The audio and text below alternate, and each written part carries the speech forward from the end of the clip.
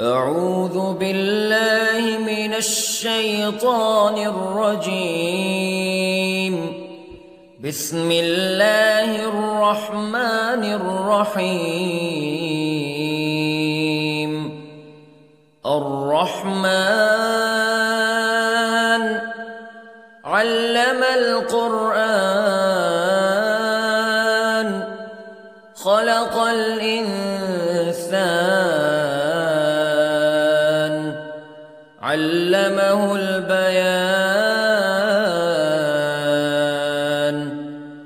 الشمس والقمر بحسبان والنجم والشجر يسجدان والسماء رفعها ووضع الميزان ألا تطغوا في الميزان وأقيموا الوزن بالقسط ولا تخسروا الميزان. والأرض وضعها للأنام فيها فاكهة والنخل ذات الأكمام والحب ذو العصف والريحان فبأي آلاء ربكما تكذبان. خلق الإنسان من صلصال كالفخار وخلق الجان من مارج من نار فبأي آلاء ربكما تكذبان. رب المشرقين ورب المغربين فبأي آلاء ربكما تكذبان. مرج البحرين يلتقيان بينهما برزخ لا يبغيان فبأي آلاء ربكما تكذبان.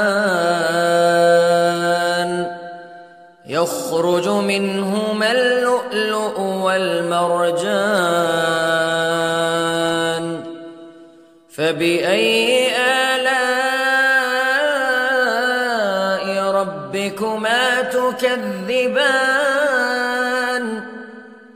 وله الجوار المنشآت في البحر كالأعلام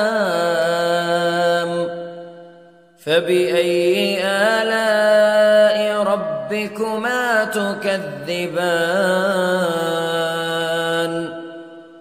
كل من عليها فان ويبقى وجه ربك ذو الجلال والإكرام فبأي آلاء ربكما تكذبان. يسأله من في السماوات والأرض كل يوم هو في شأن فبأي آلاء ربكما تكذبان. سنفرغ لكم أيها الثقلان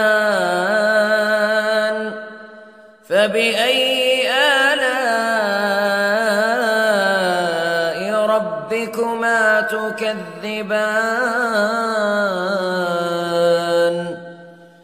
يا معشر الجن والإنس استطعتم أن تنفذوا من أقطار السماوات والأرض فانفذوا لا تنفذون إلا بسلطان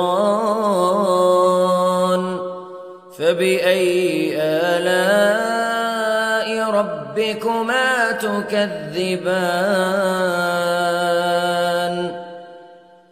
يرسل عليكما شواظ من نار ونحاس فلا تنتصران فبأي آلاء ربكما تكذبان فإذا انشقت السماء فكانت وردة كالدهان فبأي آلاء ربكما تكذبان فيومئذ لا يسأل عن ذنبه إنس ولا جان فبأي آلاء ربكما تكذبان يعرف المجرمون بسيماهم فيؤخذ بالنواصي والأقدام فبأي آلاء ربكما تكذبان هذه جهنم التي يكذب بها المجرمون يطوفون بينها وبين حميم آن فبأي آلاء ربكما تكذبان ولمن خاف مقام ربه جنتان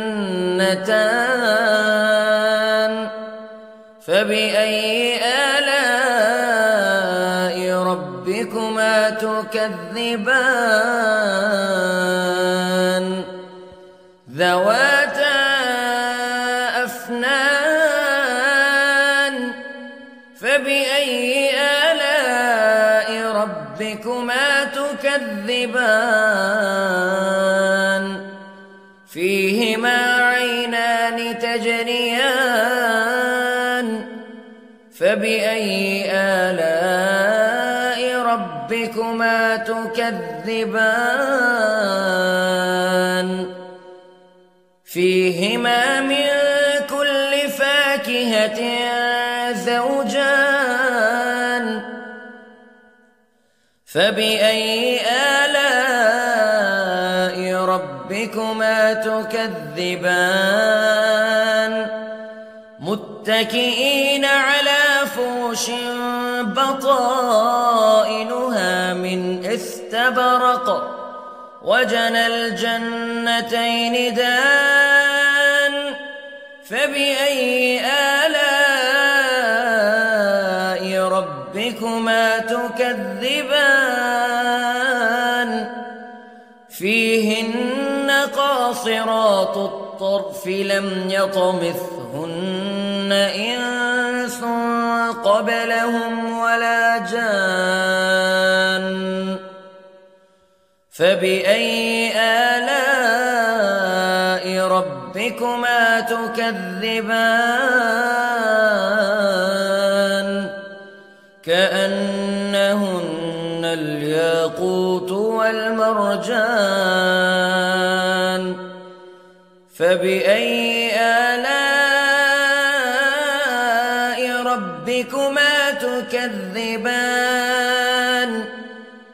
هل جزاء الإحسان إلا الإحسان فبأي آلاء ربكما تكذبان ومن دونهما جنتان فبأي آلاء ربكما تكذبان مدهامتان فبأي آلاء ربكما تكذبان فيهما عينان نضاختان فبأي آلاء